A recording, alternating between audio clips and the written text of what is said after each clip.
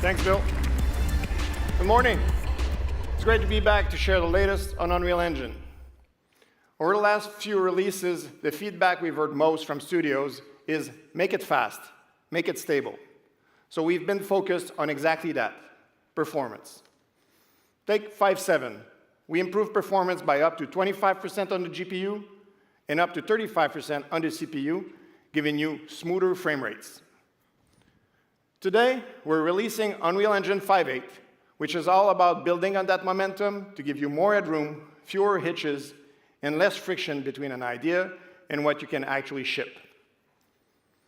A big part of 5.8 is maturity. Systems that were experimental or beta in previous releases are now crossing the line into production readiness. The headliner is megalights. Thousands of dynamic shadow casting lights and area lights in a scene at a fixed cost. What used to be a performance lift becomes a creative tool.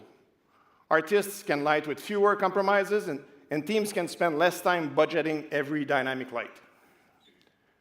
Around it, LiveLink Hub, Movie Render Graph, Chaos Cloud authoring through data flow, Audio Insights, and Iris are production ready too. We also made it simpler to scale to the different platforms. Lumen, our dynamic global illumination system, now has a lightweight mode called Lumen Light, designed to preserve much of the visual impact at a significantly lower GPU cost. That makes Lumen viable where it wasn't before, including on Switch 2. And that work is already helping drive further nanite optimization efforts for the platform.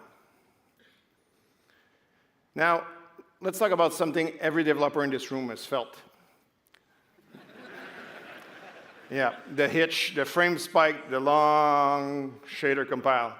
The moment your game pauses and you wonder where all that time went. A huge part of that problem is shaders. So we've sharpened the compiler and improved deduplication to strip out redundant work. Less to compile, less to load, less getting in your way. In Fortnite, that work combined with content changes contributed to a 68% reduction in shader count. Faster cooks, faster loads, lighter memory. Jason and John's talk tomorrow goes deep on how they got there. But shaders are only half the story. The other half is pipeline state objects, or PSOs. A PSO is the bundle the GPU needs to draw an effect. Shaders, blend modes, render state, all of it. Miss one at runtime, and the driver has to assemble and compile it on the spot. That's your hitch. And those are the bugs that are notoriously hard to hunt. Luckily, we have just the guy to do it. So in 5.8, we've improved PSO pre-caching. Fallback rendering is far less visible while PSOs are still compiling. And the whole system is easier to tune, debug, and profile. These are not flashy changes, but if you've been chasing itches, you'll feel the difference the first time you boot.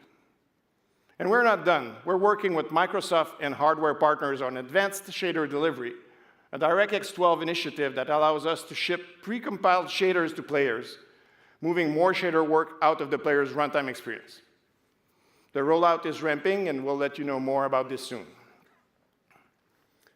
Now, here's a brand new experimental feature we're shipping in 5.8, mesh terrain. We wanted to move beyond the limits of height map-based landscapes where every point can only move in one direction, and the fixed grid means you can't adjust the resolution to add detail or optimize areas.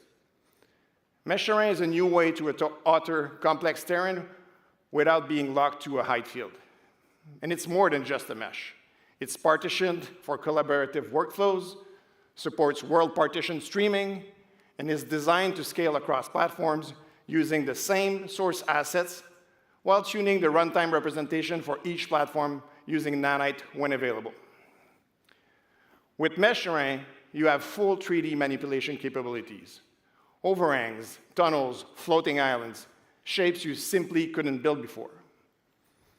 And because it's mesh-based, you can also control test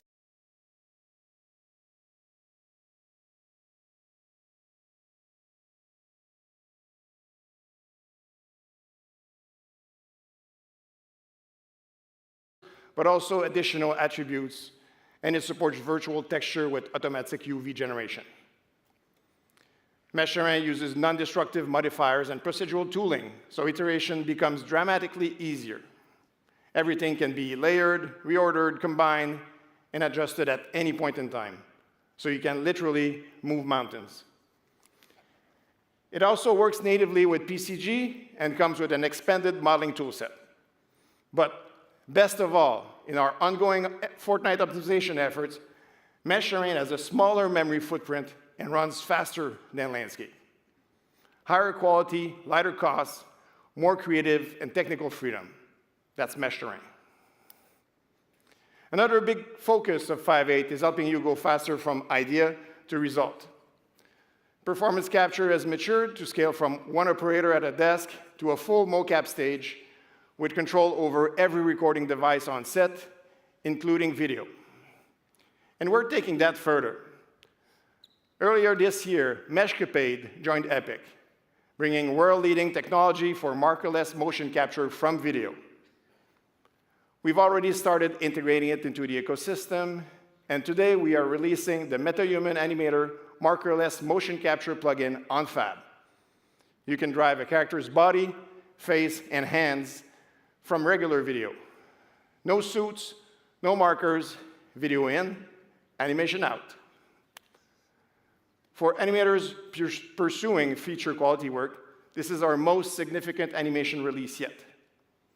We've made high-end animation workflows more interactive, more intuitive, and more connected to the creative process.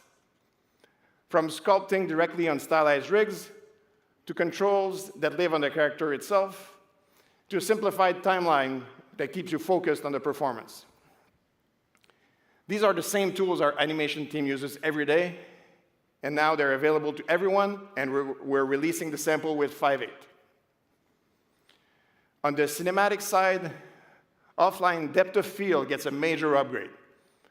We now render the blur the way a real camera makes it, by sampling the scene from multiple points across the lens. So you get physically accurate defocus, even on translucency and thin geometry. For productions working with ultra-high resolution media, the new tiled MIPMAP video format gives you compressed video that holds up at scale. It only decodes the tiles and MIP level your viewport actually needs, so you don't pay to process pixels no one is looking at. So that's the flyby. If any of this caught your ear, you can find deep dive sessions in the Unreal Fest app. And if 5.8 is about reducing friction across the engine, there's one more place we're starting to do that, how people interact with the editor itself. But tell you more, here's Michael. Thank you.